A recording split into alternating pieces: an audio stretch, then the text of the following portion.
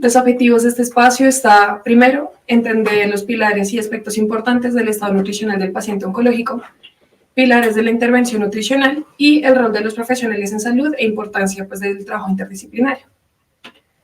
Para empezar, vamos a hablar un poquito del proceso de la nutrición. ¿Qué es la nutrición? La nutrición es este proceso por el cual, a partir de los alimentos, obtenemos los nutrientes que pasan al cuerpo. En el cuerpo, dependiendo de los nutrientes, ya sean macro, micronutrientes, proteínas, grasas, carbohidratos, vitaminas y minerales, van a tener una serie de funcionamientos. Este proceso se ve afectado en el cáncer, entonces por eso es importante hablar un poquito de la fisiopatología del cáncer. ¿Qué pasa? Cuando tenemos un tumor, cuando tenemos una alteración, nos va a establecer y a favorecer una respuesta inflamatoria sistémica, la cual nos va a favorecer la aparición de las interleuquinas, de las proteínas preinflamatorias. ¿Qué va a pasar? Una serie de cadenas de desencadenamiento. Por un lado, el sistema nervioso central nos va a enviar señales al paciente, señales anorexigénicas. ¿Qué va a pasar? Disminución del apetito, cesación de llenura temprana. A nivel muscular y a nivel de tejido adiposo, ¿qué va a pasar? Tenemos pérdida de estas reservas porque por un lado el paciente está consumiendo menos, entonces ya del requerimiento tenemos un consumo inadecuado y menor. Y por otro lado es un paciente que tiene un requerimiento elevado por la misma enfermedad y los tratamientos. Entonces empezamos a utilizar las reservas a nivel proteico y a nivel adiposo. Y adicionalmente se evidencian también cambios en el metabolismo hepático, ya que pues muchos de los tratamientos se metabolizan ahí, entonces puede predisponer a pues, una hepatotoxicidad. Entonces, cuando hablamos de estado nutricional, cuando hablamos de cáncer, tenemos que entender que está el círculo, la rueda, de la calidad de la vida. Cuando tenemos un estado de desnutrición en cáncer, ¿qué pasa? Aumenta el riesgo de complicaciones posoperatorias, los pacientes también tienen mayor riesgo o predisposición a desarrollo de depresión y ansiedad. Aumenta el riesgo de infecciones, también entender que pacientes son inmunosuprimidos. Disminuye la tolerancia al tratamiento. Esto va asociado con lo que mencionaba anteriormente. Se ha evidenciado que entre mejor reservas musculares tengan los pacientes, mejor va a ser la respuesta al tratamiento. Entonces, deterioro nutricional, va a disminuirnos el tratamiento. Son pacientes que van a requerir y van a necesitar mayor costo en cuanto a hospitalizaciones frecuentes, medicamentos, tratamientos, pacientes que también tienen pérdida y disminución de su estado físico. Todo esto que va a contribuir a esa reducción de la calidad de la vida. Entonces, el mensaje acá es que sí se ha evidenciado que la estabilización del peso se asocia con la mejor duración de la supervivencia y también de la calidad de la vida. Entonces, cuando empezamos a hablar de nutrición clínica, porque muchas veces ahí pues está esa duda de uno que hace nutrición clínica en cáncer. Nosotros tenemos dos pilares principales. Primero, esos conceptos generales y relevantes para el tratamiento. Entonces, el tamizaje y valoración, que voy a hablar más adelante un poquito de eso, la energía y requerimientos de manera individual del paciente, la intervención nutricional y la actividad física. Y eso va todo de la mano con el estado del paciente, porque no es lo mismo y no es el mismo objetivo un paciente que es quirúrgico, que toque repletarlo, un paciente que está en radioterapia, que toque hacerle ajustes de la dieta, dependiendo del tratamiento oncológico, entonces si es anticancerígeno, con fin paliativo o curativo, o si está de pronto una quimioterapia a altas dosis, o si es trasplante de células hematopoyéticas, si es un paciente sobreviviente al cáncer, o que ya se encuentra en cuidados paliativos y final de vida. Entonces, son 5 puntos principales importantes. Por un lado está el tamizaje nutricional, que es la identificación del riesgo, se identifica qué necesidad hay de una intervención nutricional, donde a nivel antropométrico se realiza la toma del peso, pliegues para saber cómo están las reservas, anamnesis para saber cómo está la parte alimentaria, el contexto tanto social como médico del paciente, diagnóstico nutricional, etiología, cuánto tiempo lleva así en este deterioro el paciente, para poder identificar y decir, bueno, nuestra intervención, qué objetivos tenemos, cuál va a ser nuestro plan de educación, para poder así cuadrar el seguimiento.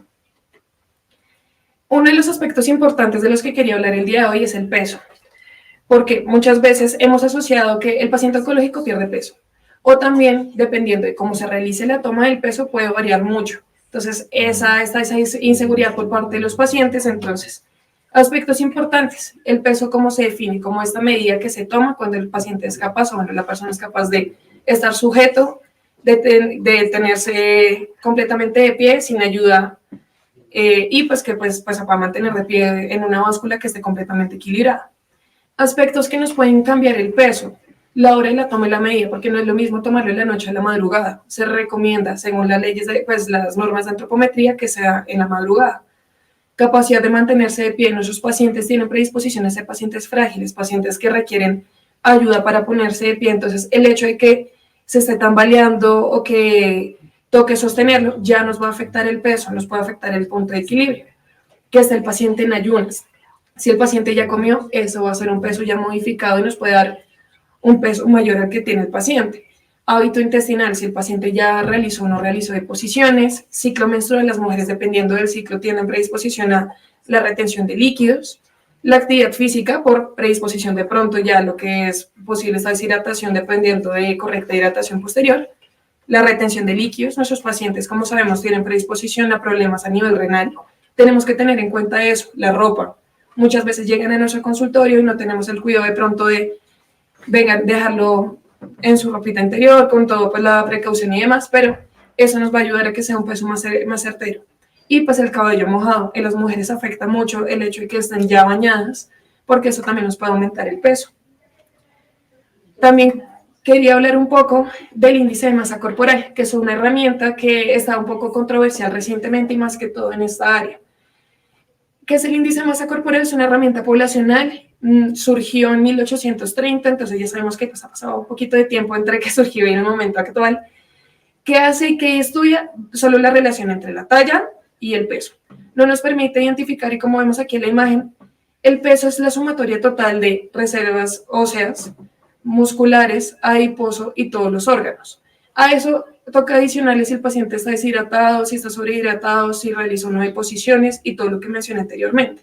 Entonces, esta herramienta se recomienda a nivel poblacional porque pues hay veces a nivel poblacional no se tiene la capacidad de ver de manera individualizada, pero acá a nivel hospitalario sí que se recomienda, ya está un poco más obsoleta. Muchas veces llegan los pacientes: no, es que estoy en sobrepeso. Uno llega a ver las reservas y es un paciente que tiene muy buenas reservas musculares y está bajito de reservas grasas. Yo, ¿cómo lo hago bajar de peso haciendo que pierda músculo? O llega al caso contrario, llega un paciente que está normal, pero uno lo evalúa y es un paciente casi 100% reserva grasa y el músculo es depletado. Entonces es lo que mal dicen, un flaco gordo, porque realmente ahí lo que importa a nivel nutricional es cómo están esas reservas musculares. Entonces, para identificar realmente el estado nutricional tenemos 3 parámetros principales, que es la antropometría, que es la sumatoria de todo lo que ya mencioné anteriormente: los pliegues, las circunferencias, los parámetros bioquímicos, entonces proteínas totales, viscerales, está prealbúmina, albúmina transferrina, cómo están los linfocitos, adicionalmente entonces función renal, hepática y los datos clínicos, entonces la historia del paciente, en qué momento del tratamiento se encuentra. Y ya para finalizar, entonces, el mensaje aquí como roles del rol de los profesionales en salud ahorita, en que nos tenemos que enfocar. Primero, identificar estos factores de riesgo y remitir a nutrición de manera temprana y oportuna. Ya en Fundación lo estamos logrando, pero se ha visto en otros escenarios que los pacientes sean remitidos a nutrición ya cuando están tan depletados que no se les puede realizar tratamiento o que no pueden ser operados. Asimismo, por otro lado, es ayudar a romper los paradigmas y mitos que hay con respecto a nutrición y cáncer.